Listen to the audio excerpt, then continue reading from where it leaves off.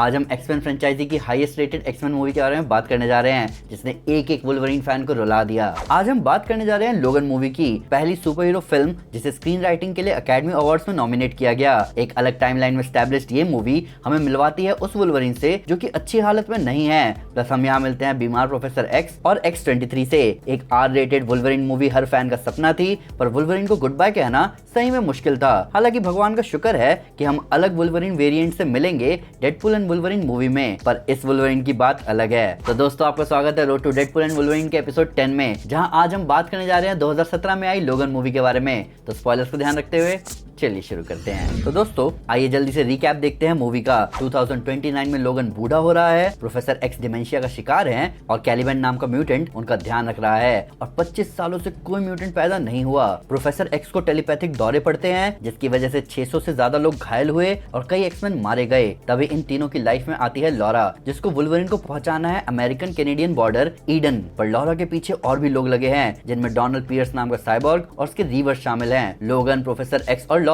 इनसे बचने के लिए निकलते हैं, पर कैलिबन उनकी पकड़ में आ जाता है। तब एक फुटेज से लोगन और जेवियर को पता चलता है कि अल्कली ट्रांसिजन नाम की कंपनी ने लॉरा और कई बच्चों को म्यूटेंट डीएनए से बनाया है। जहां जब वो कंट्रोल में नहीं आ रहे थे तब वो उन्हें मारने वाले थे, पर वो सब वहां से भाग गए। तब लोगन को पता चला कि लॉरा उसके डीएनए से बनी है, जिसको कहते हैं X-23। अपने रास्ते के बीच ट्रांसिजन के लोग फिर अटैक करते हैं, पर तभी प्रोफेसर एक्स के सीजर्स सबको रोक देते हैं, सिवाय लोगन और लॉरा के। तब वो लोग आगे मिलते हैं मनसन फैमिली से, जो उन्हें डिनर के लिए इनवाइट करते हैं। हालांकि माहौल भयानक हो जाता है जब एक लोगन जैसा क्लोन X-24 वहां के प्रोफेसर एक्स के साथ साथ मनसन फैमिली को मार देता है। तब पता चलता है कि पियर्स और उसके रीवर्स कैलिबन को टॉर्चर कर रहे थे लोगन को ट्रैक करने के लिए। तभी कैलिबन अपने साथ कई रीवर्स को उड़ा देता है और मनसन फैमिली में से एक X-24 को अपने ट्रक से ढेर कर देता है। लोगन और लॉरा प्रोफेसर एक्स की बॉडी के साथ निकलते हैं और जेवियर को दफनाने के बाद लॉरा घायल पड़े लोगन को ले जाती है डॉक्टर के पास, जिसके बाद वो लोगन को मिलवाती है बाकी बच्चों से, जहां वो सब बॉर्डर क्रॉस करने की तैयारी कर रहे होते हैं। लोगन के पास से एडमेंटियम बुलेट मिलती है, जिसको उसने बचा रखा है खुद के लिए। तब रीवर्स का अटैक शुरू होता है। लोगन एक सीरम लेता है अपनी हीलिंग एबिलिटी और स्ट्रेंथ को थोड़ी देर के लिए एनहांस करने के लिए और निकल जाता है बच्चों को बचाने। तब डॉक्टर जेंडर राइस लोगन के सामने आता है और बताता है कि लोगन ने वेपन एक्स फैसिलिटी से निकलते हुए उसके पिता को मारा था और तब उसकी कंपनी ट्रांसिजन की वजह से इतने सालों में कोई म्यूटेंट पैदा नहीं हुआ। लोगन राइस को मार देता है। तब X-24 लोगन से लड़ता है। लॉरा और बाकी बच्चे पियर्स और रीवर्स को संभालते हैं। X-24 ऑलमोस्ट लोगन को खत्म कर चुका था, पर तभी लॉरा लोगन की एडमेंटियम बुलेट को लोड करती है और उससे X-24 को खत्म करती है। तब मरता हुआ लोगन लॉरा से कहता है कि वो कोई वेपन ना बने। लॉरा लोगन को अपना पिता कहती है और लोगन चैन से अपनी बेटी का हाथ पकड़ के मर जाता है। लॉरा लोगन को दफनाती है और जाने से पहले उसके ऊपर के क्रॉस को एक्स बनाकर चली जाती है। ये हाईएस्ट रेटेड एक्समैन मूवी है, जिसने $97 मिलियन के बजट में $619 मिलियन की कमाई करी। ये fourth highest grossing X-Men movie है, जिसकी IMDb रेटिंग है 8.1 आउट ऑफ 10। प्लस ये अभी भी सर्टिफाइड फ्रेश है 93% के रोटन टोमेटो स्कोर के साथ। ये आखिरी मूवी होने वाली थी ह्यूग जैकमैन की, जिसमें वो वुल्वरीन प्ले करते। उन्होंने एज और उनके स्किन कैंसर को अपने रिटायरमेंट का कारण बताया। ह्यूग जैकमैन ने 2013 में पहली बार स्किन कैंसर रिमूव करवाया था, जिसके बाद वो इस प्रोसीजर से कम 6 बार गुजर चुके थे। हालांकि मशहूर एक्टर जेरी साइनफील्ड भी उनकी वुल्वरीन रिटायरमेंट के लिए एक बड़ा फैक्टर थे। जेरी साइनफील्ड ने ह्यूग जैकमैन के साथ बैठ के बात की, जहां उन्होंने बताया कि उन्होंने साइनफील्ड शो तब छोड़ा जब लोग उनके शो में इंटरेस्टेड थे, क्योंकि अगर वो शो को तब छोड़ते जब लोग उनसे बोर हो चुके थे तो उनकी कोई लेगेसी नहीं बनती, और इसीलिए ह्यूग जैकमैन ने इस कैरेक्टर से रिटायर होने का फैसला सुनाया। पर एक इंटरव्यू में उन्होंने ये भी बोला कि वो वापस सिर्फ और सिर्फ तभी आएंगे अगर डेडपूल वुल्वरीन का क्रॉसओवर होगा, और यही हुआ। ह्यूग जैकमैन को इस रोल में देखना एक ट्रीट है और फैंस को ऊपर वाले को थैंक्स बोलना चाहिए, जो ह्यूग जैकमैन का वुल्वरीन हमें अभी और दिखेगा। इस फिल्म को डायरेक्ट करने वाले जेम्स मैनगोल्ड ने मूवी को आर रेटेड, खून खराबे या न्यूडिटी की वजह से नहीं रखा, बल्कि स्टाइल के लिए रखा। नॉर्मली अगर कोई सुपर हीरो मूवी पीजी होती है तब स्टूडियो इंटरफेरेंस बढ़ जाता है। बच्चों के टॉयज और मर्चेंडाइज की मार्केटिंग के लिए कई एलिमेंट्स ऐड करने पड़ते हैं मूवी में, और इस वजह से डायरेक्टर अपना असली विजन सामने नहीं ला पाता। पर जिस मिनट ये मूवी आर रेटेड हुई, स्टूडियो ने जेम्स मैनगोल्ड को खुली छूट दे दी कि वो जैसे इस मूवी को बनाना चाहते हैं वैसे बनाएं। हालांकि तब भी ये मूवी अमेरिका में 4071 थिएटर्स में रिलीज हुई, जहां इसे उस टाइम की वाइडेस्ट आर रेटेड रिलीज कहा गया सिनेमा हिस्ट्री में। प्लस जेम्स मैनगोल्ड अपने आप को को टाइमलाइन के चक्कर में भी नहीं बांधना चाहते थे, इसीलिए उन्होंने मूवी को 2029 में सेट किया ताकि डेज ऑफ फ्यूचर पास्ट में जो टाइमलाइन रीसेट हुआ है उससे उन्हें कोई पंगा ना आए। प्लस आगे ये भी क्लियर किया गया कि ये मूवी ना ही ओरिजिनल टाइमलाइन का हिस्सा है बल्कि ये एक अलग टाइमलाइन में है। सर पैट्रिक स्टुअर्ट ने इस मूवी में अपने प्रोफेसर चार्ल्स जेवियर का रोल प्ले करने के लिए 21 पाउंड वजन घटाया, यानी लगभग 9.5 किलोग्राम। ह्यूग जैकमैन को सही में उनके सीन्स में सर पैट्रिक स्टुअर्ट को उठाना पड़ रहा था। प्लस उन्होंने कई जगह अपने डायलॉग इम्प्रोवाइज किए रियलिस्टिक फील देने के लिए। जब मूवी के 55 मिनट्स पर प्रोफेसर एक्स शेन मूवी के बारे में बोलते हैं कि उन्होंने मूवी बचपन में देखी थी,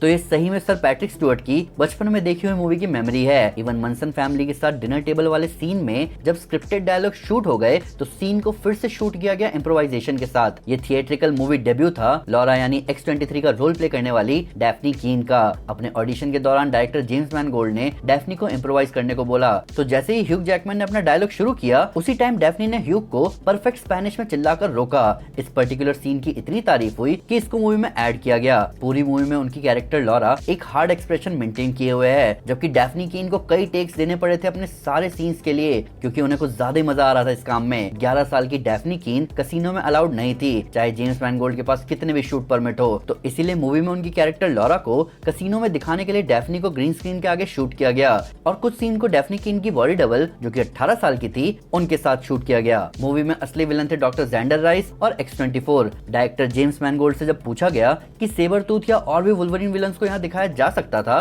तो इस पे जेम्स मैनगोल्ड ने कहा कि और एलैबोरेट कैरेक्टर्स को रखने के लिए कई चीजें एक्सप्लेन करनी होंगी। सेबरटूथ यहाँ क्या कर रहा है, वो ट्रांसीजन की मदद क्यों कर रहा है, वो लॉरा को क्यों पकड़ रहा है, प्लस वर्बल कैरेक्टर होने के साथ यहाँ डायलॉग्स भी होने चाहिए। इन सब के ऊपर वुल्वरीन किसी से नहीं डरता, वो सिर्फ खुद से डरता है, इसीलिए यहाँ उसका सामना खुद से हो रहा है। स्टीफन मर्चेंट कैलिबैन का रोल पाकर बहुत खुश हुए थे। हालांकि इससे पहले कैलिबैन का रोल एक्समैन अपोकलिप्स में टोमास लमार्किस ने प्ले किया था। डायरेक्टर को स्टीफन मर्चेंट की परफॉर्मेंस बहुत पसंद आई। ये परफॉर्मेंस क्लियरली दिखा रही थी कि कैलिबैन को लोगन और जेवियर दोनों से लगाव है। ये मूवी 4 एक्समैन स्टोरी लाइन्स पर बेस्ड है। पहली ओल्ड मैन लोगन, जहाँ बूढ़े लोगन का आखिरी एडवेंचर लिया गया। दूसरा म्यूटेंट मैसेकर, जहाँ से म्यूटेंट्स के मरने की बात ली गई। तीसरा X-23, जहाँ से वुल्वरीन की फीमेल क्लोन बच्ची की कहानी ली गई, जहाँ उसके क्रिएटर्स उसके पीछे पड़े थे। और चौथी डेथ ऑफ वुल्वरीन, कि वुल्वरीन कैसे मरेगा। हालांकि वुल्वरीन की डेथ के बारे में द वुल्वरीन मूवी में यूकियो ने पहले ही प्रेडिक्ट कर दिया था कि वुल्वरीन जब मरेगा तो उसकी छाती खुली हुई होगी और उसका दिल उसके हाथ में होगा। जहाँ लोगन में यही हुआ, बस दिल की जगह उसकी बेटी का हाथ था उसके हाथ में, जो कि सिंबलाइज कर रहा है उसके दिल को। फिल्म को ह्यूमन फील देने के लिए कम से कम CGI और ग्रीन स्क्रीन पर रिलाय किया गया, जिसकी वजह से मूवी बहुत ऑथेंटिक लग रही थी। एक सीन जहाँ चार्ल्स जेवियर एक वाटर टावर के अंदर रहते हैं, वो रिप्रेजेंट कर रहा था डार्क रिफ्लेक्शन सेरिब्रो का। इवन टेलीपैथिक सीजर वाले सीन में भी CGI यूज नहीं हुआ। डायरेक्टर ने टेलीपैथिक सीजर दिखाने के लिए पूरे सीन को शेकी कैमरा के साथ शूट किया, फिर एक प्रोग्राम को यूज किया जो कि कोशिश करता है शेकी फुटेज को स्टेबलाइज करने की, जिसके रिजल्ट में हमें टेलीपैथिक सीजर दिखा स्क्रीन पर। तो दोस्तों, ये था episode road to Deadpool and Wolverine का। मुझे ये वीडियो बनाने में थोड़ा टाइम लग गया, पर अब हम इस सीरीज को कंप्लीट करने से ज्यादा दूर नहीं है। आप मुझे ये बताओ कि क्या आपको लोगन मूवी देखकर थोड़ा रोना आया था कि नहीं। साथ ही साथ मैं सीरीज के बारे में कुछ शब्द भी बोलना चाहूंगा। Road to infinity war, road to no way home और road to Deadpool and Wolverine बहुत इंटरेस्टिंग कंसेप्ट है, जहां लिटरली हर प्रोजेक्ट के बारे में बात करने के साथ साथ ऑडियंस को आइडिया मिलता है कि स्टूडियो किसी फ्रेंचाइजी को कैसे ट्रीट करता है, कैसे अलग अलग डायरेक्टर्स अलग अलग अप्रोच के साथ किसी प्रोजेक्ट के साथ जुड़ते हैं, कैसे स्टूडियो इंटरफेरेंस कुछ केस में बुरा साबित होता है, कुछ केसेस में अच्छा, कैसे एक्टर्स को अलग अलग नोट्स दिए जाते हैं कि उन्हें अपने कैरेक्टर पर कैसे काम करना है। विजुअल इफेक्ट्स के मामले में प्रोडक्शन किस हद तक जाता है कॉमिक बुक के पेज को असली दिखाने के लिए, कैसे कभी कभार प्रोडक्शन के दौरान नए टेक इन्वेंट होते हैं, कैसे एक फ्रेंचाइजी पूरे पॉप कल्चर को एक नया डायरेक्शन देती है। ये सीरीज सिर्फ आपको स्टोरी नहीं बल्कि प्रोडक्शन, एक्टिंग, डायरेक्शन और इवन फ्रेंचाइजी के हर एस्पेक्ट का आपको एक क्लियर लुक देती है। और अगले हफ्ते आप रेडी रहना डेडपूल 2 के लिए। पर फिर भी अगर उससे कोई डिटेल मिस हो गई हो कि आपको उसके नया फैक्ट इस वीडियो से रिलेटेड, तो प्लीज हमें कमेंट में जरूर बताएं या हमारे सोशल मीडिया हैंडल पर हमारे साथ शेयर करें। हम हर जगह हैं। तो दोस्तों, अगर आप और भी कई फ्रेंचाइजी को एक्सप्लोर करना चाहते हैं तो मैं आपको हमारी रिकैप सीरीज प्लेलिस्ट रेकमेंड करूंगा। साथ ही साथ अगर आपको वीडियो पसंद आए तो इस वीडियो को लाइक और शेयर जरूर करें। और कई सारे सुपर कंटेंट के लिए हमारे चैनल को सब्सक्राइब करना ना भूलें। Thank you guys, this is Aman Sinha and you are super super. Piece.